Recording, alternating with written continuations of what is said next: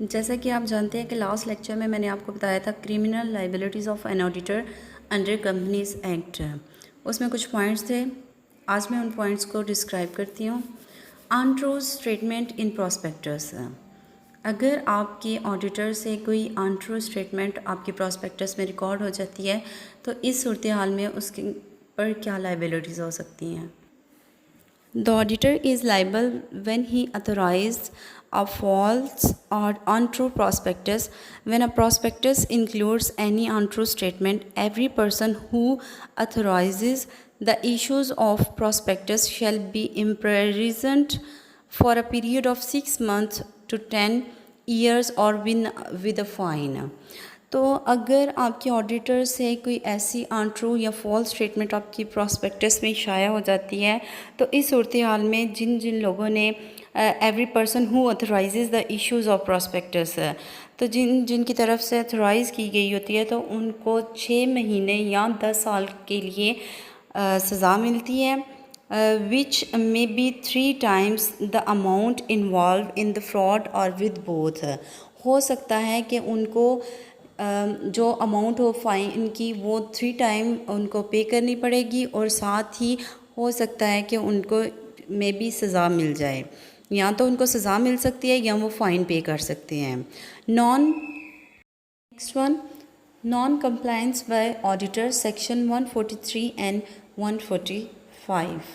Compliance mean कि जब auditor की तरफ से कोई ना कोई चीज़ रह जाती है, वो कंप्लीट नहीं करता है।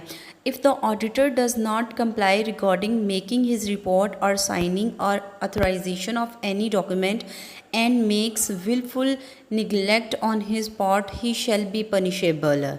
अगर ऑडिटर की तरफ से कोई ऐसी जो गलती है या कुछ इस तरह से है कि वो अपनी रिपोर्ट तैयार करते हुए या साइनिंग करते हुए या अथोराइजेशन के टाइम पर कोई इस तरह का काम कर देता है कि जो उसने करना नहीं होता, निगलेक्ट कर देता है, तो ही शैल बी पनिशेबल, तो उसको सज़ा दी जाती है with imprisonment up to 1 year or with fine not less than 25,000 extendable to 5 lakh।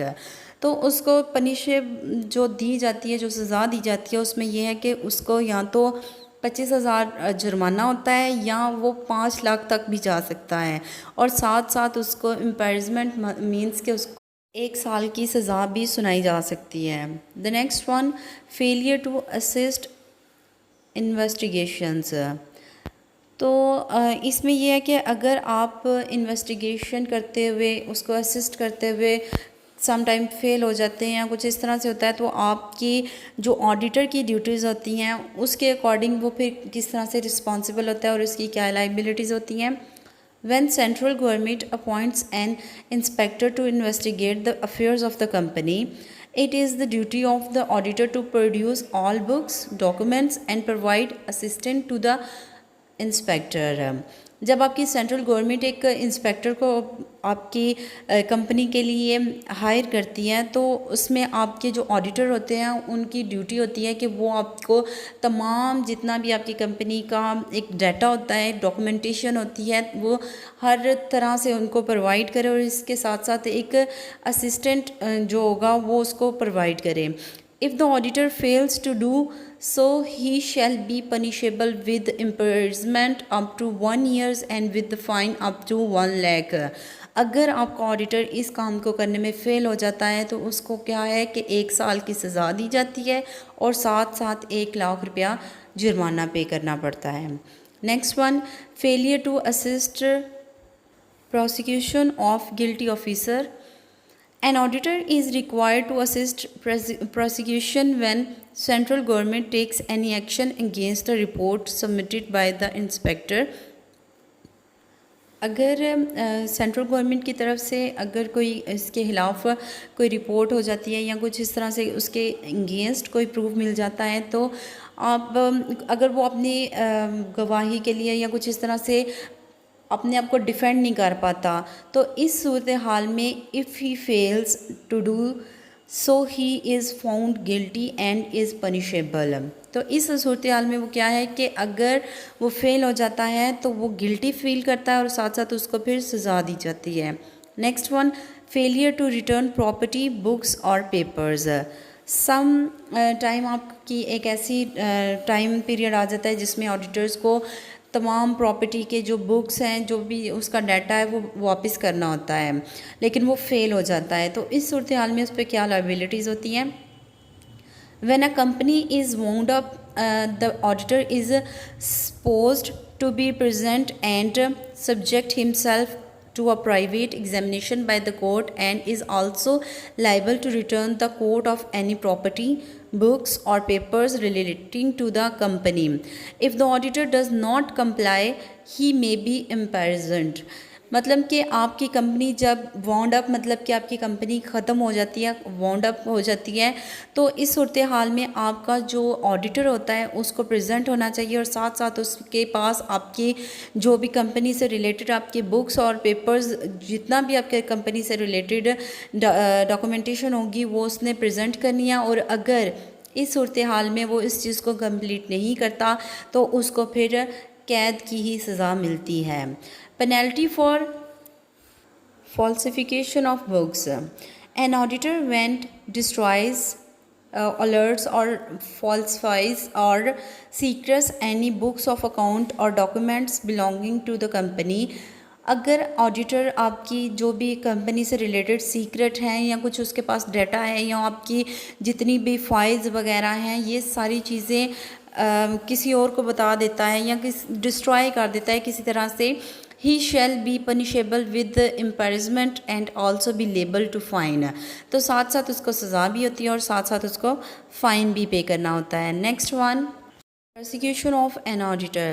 In the course of winding up of the company by the tribunal of, if it appears to the tribunal that an auditor of the company has been guilty of an offence, अगर आपने किसी काम की वजह से auditor company wind up होने के बाद एक गिल्टी फील करता है, it shall be the duty of an auditor to give all the assistance in connection with the prosecution. तो इसमें आपके ऑडिटर की ड्यूटी होती है कि वो क्या करे कि आपकी कंपनी से रिलेटेड जितना भी उसके पास कनेक्शन है, जितनी भी उसके पास इंफॉर्मेशन है या डॉक्यूमेंटेशन है, तो वो प्रोवाइड कर दे। If he fails to give assistant he shall be liable to fine not less than 25,000 extendable up to 1 lakh. अगर वो ऐसा करने में, उसको असिस्ट करने में फ़ेल हो जाता है तो वो या तो 25,000 उसका जुर्माना होता है या वो एक्सटेंड होकर 1 लाख हो सकता है। Next one, penalty for the deliberate act of commission और ओमिशन। अब यहाँ पे जो लास्ट आपको पॉइंट है इसका, इसमें वो बता रहा है कि अगर आपकी कमीशन या ओमिशन ऐसे एक्ट में अगर कोई नेग्लिजेंस हो जाती है या कुछ इस तरह से हो जाता है तो उसकी पेनल्टी क्या है। If an auditor deliberately make a statement in any report, certificate, balance sheet, prospectus, etc., which is false or which contains omission of material facts, he shall be punishable. अगर आपका जो ऑडिटर होता है company का कुछ इस तरह से स्टेटमेंट्स को या बैलेंस शीट को या प्रॉस्पेक्टस को आपकी प्रोवाइड करता है जिसमें आपकी कुछ स्टेटमेंट्स गलत हैं या वहाँ पे आपने डाटा ओमिट किया हुआ है यानी लिखा ही नहीं हुआ, तो इस सूरत हाल में वो पनिशेबल होता है with imprisonment for a period of 6 month, या तो 6 मंथ की उसको सज़ा मिलती है या फिर 10 years and fine not less than amount involve in fraud extendable to 3 times of such amount. तो हो सकता है उसको साथ फ़ाइन भी, और फ़ाइन भी इस तरह से हो कि वो 3 times उस फ़ाइन को पे करेगा। Next one, criminal liability under Indian penal code. If any person issues or signs any certificate relating to any fact which such certificate is false, he is punishable as if he gave false evidence. अगर कोई company person ऐसा है जिसने sign करते हुए certificate लेते हुए गलत सर्टिफिकेट रिसीव किया है तो उस सूरत हाल में आपका ऑडिटर जो होगा वो पनिशेबल होगा। According to section 197 of the Indian penal code, the auditor is similarly liable for falsification of any books, material, papers that belong to the company. तो ऐसी सूरत हाल में आपके जो ऑडिटर्स होते हैं वो इस चीज़ के इसके बारे में लाइबल होते हैं। Next one, liability under income tax act for tax convenience exceed 1 lakh, imprisonment of 6 months to 7 years. A person who includes another person to make and deliver to the income tax authorities or a false account statement or declaration relating to any income chargeable to tax which he knows to be false, he shall be liable to fine and imprisonment of 3 months or to 3 years. तो अगर आपका auditor एक responsibility अपनी authority किसी और person के साथ मिलकर डिलीवर करता है इनकम टैक्स अथॉरिटीज़ के साथ, तो वो फॉल्स स्टेटमेंट्स होती हैं, कुछ फॉल्स अकाउंट या फिर आपकी जो इनकम टैक्स के रिलेटेड आपकी चार्जेबल टैक्स होता है उसको गलत बयानी करता है। तो इस सूरत हाल में भी आपका जो ऑडिटर होता है उसको पनिशमेंट दी जाती है, और पनिशमेंट भी उसकी क्या होती है, 3 years या 3 month हो सकती है।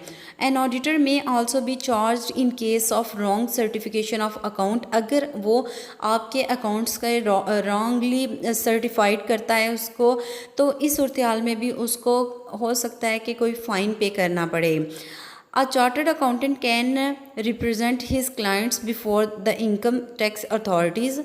आपके चार्टर्ड अकाउंटेंट क्या करता है कि आपके इनकम टैक्स अथॉरिटीज़ के से पहले अपने क्लाइंट्स को रिप्रेजेंट करता है। However he is guilty of misconduct, he can be disqualified practising.